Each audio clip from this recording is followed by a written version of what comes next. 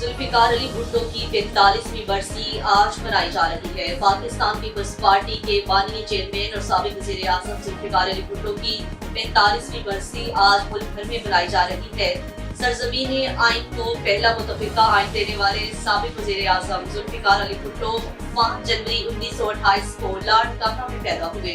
उन्होंने university of southern California और Oxford से आला तालीम हासिल की और वकालत को पेशे के तौर पर इख्तियार किया।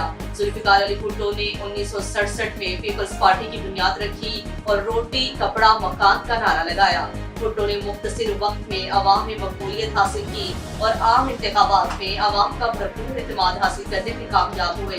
वो सिकंदर मिर्जा की काबीना के रुकन और अयूब खान के दौर में वज़ीर खारजा बने। बानी पीपल्स पार्टी के दौर इक़्तिदार में पाकिस्तान का आइन बनाया गया।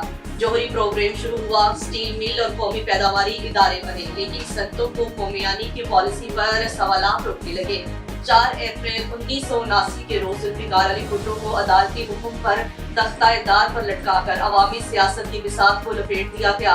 हालिया दिनों में सदारती रेफरेंस पर जुल्फिकार अली भुट्टो को मुल्क की सबसे बड़ी अदालत बेगुनाह तो करार दे दिया, मगर इंसाफ अब भी होना बाकी है। जुल्फिकार अली भुट्टो की बरसी पर रमजान मुबारक के एहतराम में जलसे की बजाय मुल्क भर में पीपल्स पार्टी के ज़िले हेडक्वार्टर्स में कुरान ख्वानी और फातिहा ख्वानी की जाएगी।